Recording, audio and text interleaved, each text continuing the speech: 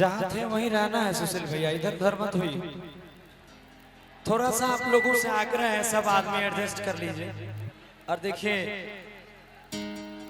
इन्होंने आयोजन कराया है हमारे भाइयों के लिए, और ये लोग खड़े हो जाएंगे तो गलत बात है। और खास करके पुरुष की चिंता नहीं है उन्हें, माताएं बहनें की चिंता है। और जरूरी है, हम भी शुरुआत में यही बोले थे कि उनको बैठने दीजिए, वो ज्यादा देर खड़ी नहीं रह पाएंगे। इसलिए आप लोग थोड़ा थोड़ा एडजस्ट हो जाइए, जो ना आपको परेशानी हो ना उनको परेशानी हो।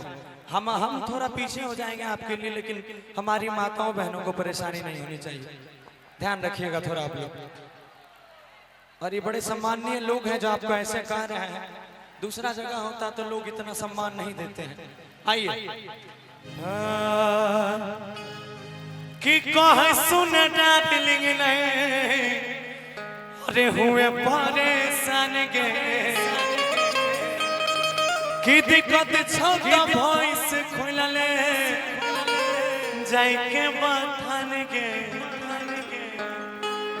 कि सब कोई के दूधावा पहिले बाट देला को, अरे सब कोई के दूधावा पहिले बाट देला।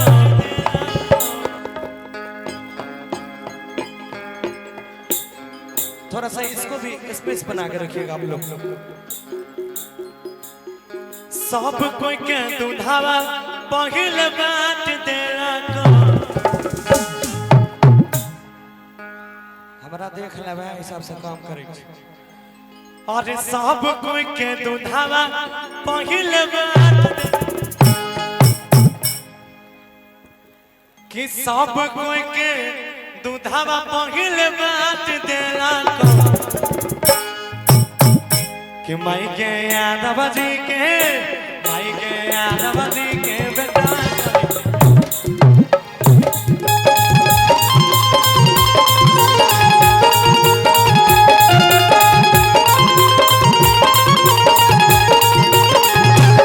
अरे देखल लियो चाहिए हाला कने लेके,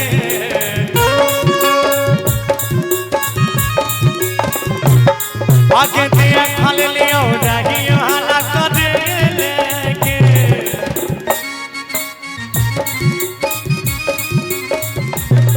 एक देखल लियो चाहिए हाला कने लेके। और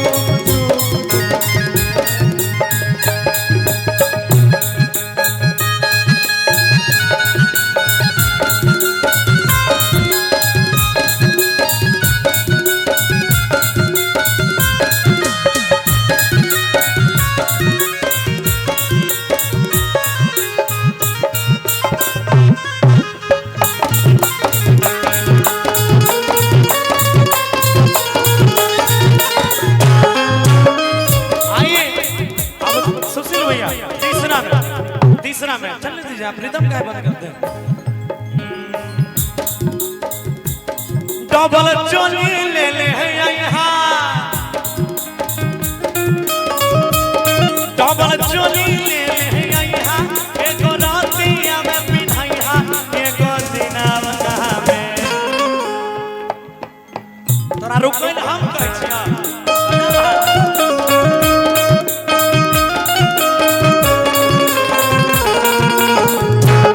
डबल चोली ले ले यहाँ, एको रातिया में पिन्हैया, एको दिनावा, एको कि पिया हो भारी सुंदर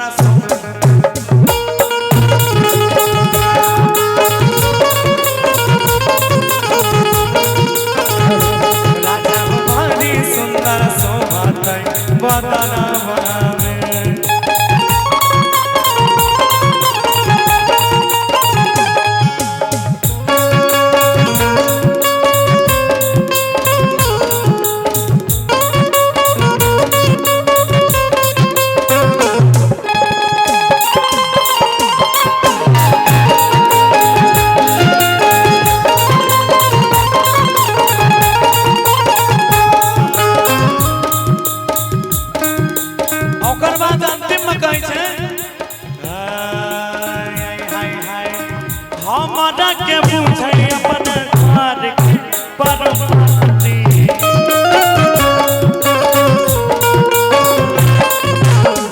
जब मन करे तब काट लै छै जरती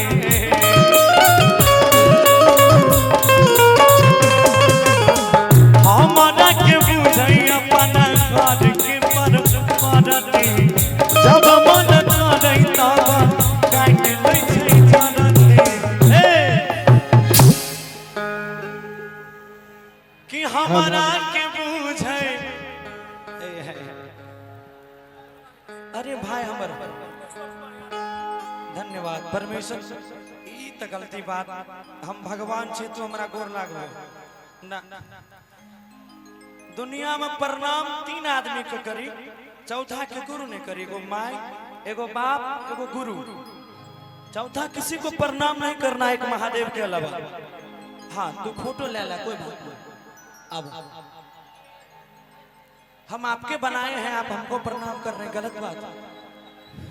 हमको आपको प्रणाम करना चाहिए चलिए धन्यवाद आपको बहुत सारा धन्यवाद कहीं छै अरे हमारा के बुझे अपना घर के परमाती कि जब मन करे तब काट लै छै जरती कि संतोष गौरव उठावा हमारा चाट लेला कि उजवाला उठावा हमारा चाट लेला आप जितना खेल सकते हैं हम उतना खेल सकते हैं